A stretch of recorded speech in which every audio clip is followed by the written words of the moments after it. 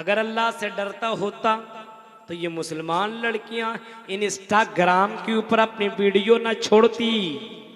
अगर अल्लाह से डरा होता तो फेसबुक के ऊपर अपनी अपनी वीडियो वायरल न करती, स्टेटस गाने न लगाती, अपने बाल और अपने जिस्म को न दिखाती।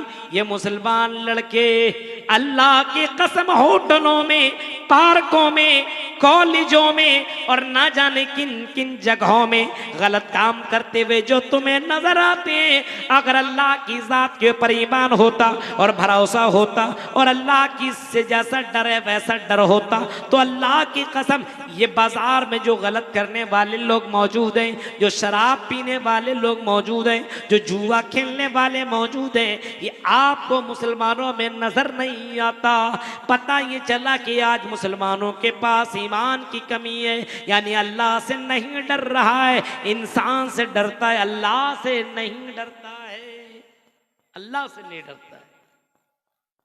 जाइए कलकत्ता, पार्कों में अगर कभी जाने के इत्तेफाक हो तो आपको लगेगा मुसलमान लड़की निकाब पहन करके आती है और पार्क में गई तो निकाब उतारी और जींस और टी शर्ट में हाजिर।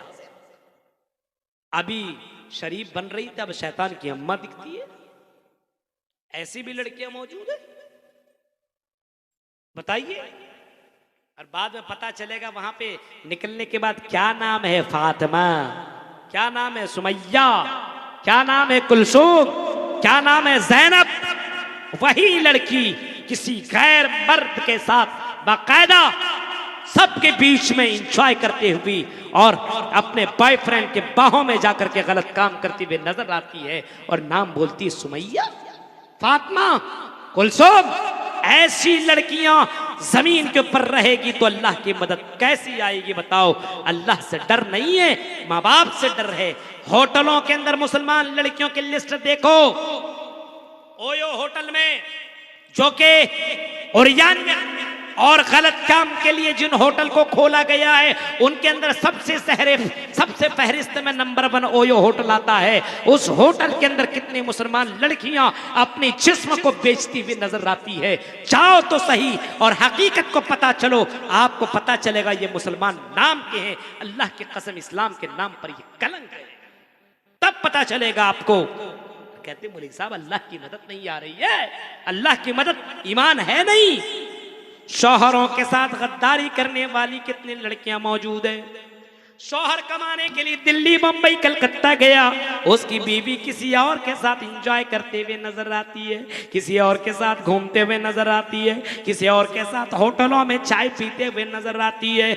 बहुत सारी लड़कियां तुम्हें नजर आएंगी, बहुत सारी लड़कियां इधर आपके मालदा और फरक्का की लड़कियां कलकत्ता में पढ़ती हैं, लेकिन उनकी खबरें हमें अभी मिलती है कि फलां लड़की हाजी साहब की बेटी थी, फलां लड़की बड़ी दीनदार घराने की बेटी थी, गई कलकत्ता पढ़ने, लेकिन वहां पे किसी हिंदू लड़के से उनका इश्क हो गया, प्यार हो गया। अब वो हाजी साहब का भी वो नाम बदनाम कर रही है और कह रही है कुछ भी हो जाए हम इसी हिंदू लड़की के साथ निकाह करेंगे, हम इसी हिंदू लड़की के साथ हम अपना विवाह करेंगे। घर नहीं जा सकते, मरना गवारा है, लेकिन हम ये छोड़ना गवारा नहीं कर सकते।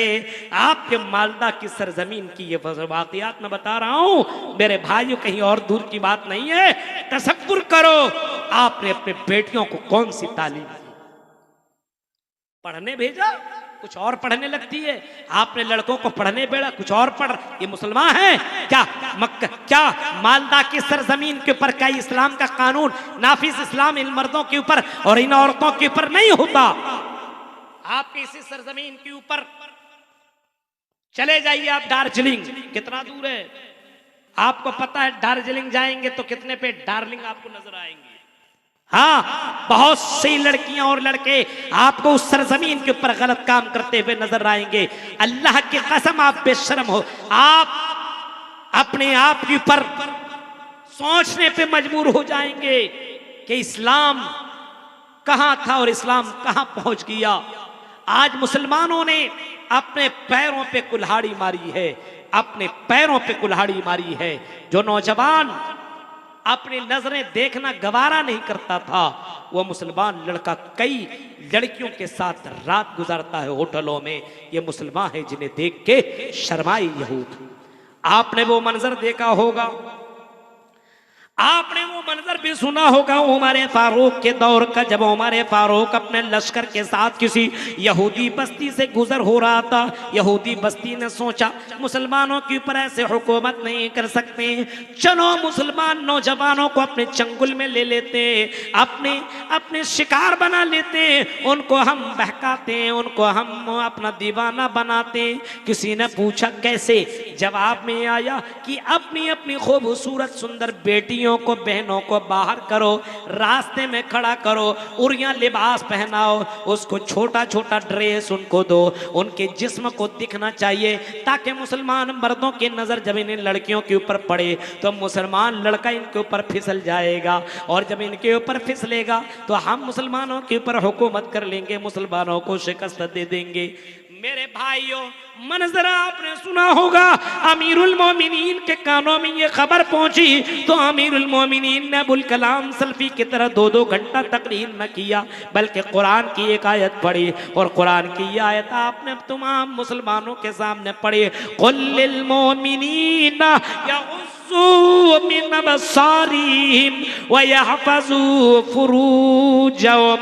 ऐ मुसलमानों, ऐ नौजवानों, अल्लाह तुम्हें हुक्म देता, अल्लाह तुम्हें ऑर्डर देता है कि तुम अपनी निगाहों की हिफाजत करो, अपनी निगाहें नीची रखो और अपनी शर्मगाह की तुम हिफाजत करो। ऐ मुसलमानों, अल्लाह तुम्हें ऑर्डर दे रहा, अल्लाह तुम्हें हुक्म दे रहा है। कुरान की इस आयत को सुन लेने के बाद ये मुसलमान नौजवान अपने घर से बहुत ज्यादा दिन दूर थे, जब वो गलियों से गुजरने लगे, रास्तों से गुजरने लगे, लड़कियां हसीनो जमील थी, सुंदर थी, ब्यूटीफुल थी, बहुत ही ज्यादा खूबसूरत थी। उन लड़कियों ने नौजवानों के अपने तरफ बुलाने की कोशिश की, हजार कोशिश करने के बावजूद मेरे भाइयों लड़कों ने पलट करके नहीं देखा, उन लड़कियों की तरफ निगाहें नहीं की। कुरान की एक आयत सुनने के बाद उनकी तरफ देखा न गवारा न किया।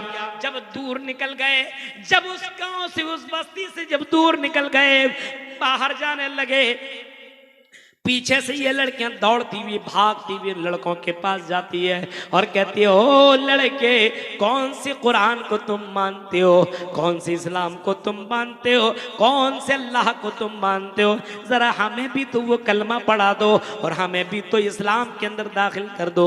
तुम्हारा ईमान इतना पक्का है, तुम्हारा ईमान इतना सच्चा है कि हमारी तरफ तुमने देखना गवारा न किया, तुम्हारी निगाहें हमारी तरफ देखना गवारा न किया, जरा हमें भी कलेमा पढ़ा दो।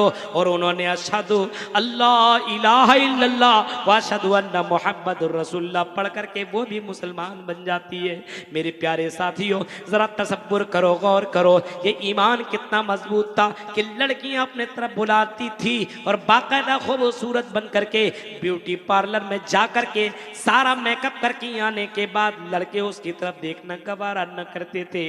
आज का मुसलमान सिर्फ हेलो और हाई कर दिया, या किसी फेसबुक में हेलो और हाई कर दिया, मैं अपना नंबर दूंगी, जरा कमेंट करो मैं कैसी लग रही हूं। आज मुसलमान लड़का कमेंट करना चालू कर देता है। हाय रे मुसलमानों, जरा बताओ अल्लाह की मदद आएगी तो कैसी आएगी? आज मुसलमानों के पास ईमान नहीं है, आज मुसलमानों के पास अल्लाह का डर नहीं है, आज मुसलमानों के पास अल्लाह का खौफ नहीं है, आज अल्लाह ताला से नहीं डरता है। आज मुसलमान दूसरों से डरता है, पुलिस वालों से डरता है, गांव वालों से डरता है, समाज वालों से डरता है, अपने माँ बाप से डरता है, लेकिन डरता नहीं है तो सिर्फ अल्लाह से नहीं डरता है।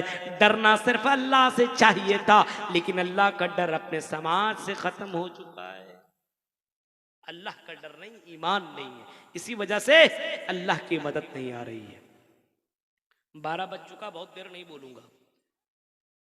गौर कीजिए मेरे भाइयों, पहला प्रॉब्लम और पहला रीजन जो है अल्लाह की मदद ना आने की, वो रीजन है ईमान की कमी। ईमान कितना कब है देखिए, आजान होने के बाद कितने लोग नमाज पढ़ने तक नहीं जाते हैं, ईमान की कमी नहीं है। एक मुसलमान आजान सुन करके घर में बैठे, ये मुसलमान है। हाँ, आजान सुन करके दुकान में बैठा रहे, ये मुसलमान है। अल्लाह की कसम ये मुसलमान के नाम पर कलंक है, उसको डूब करके मर जाना चाहिए था। अजान सुनने के बाद मस्जिद न जाओ, कौन जाएगा? तुम्हारी मस्जिदों को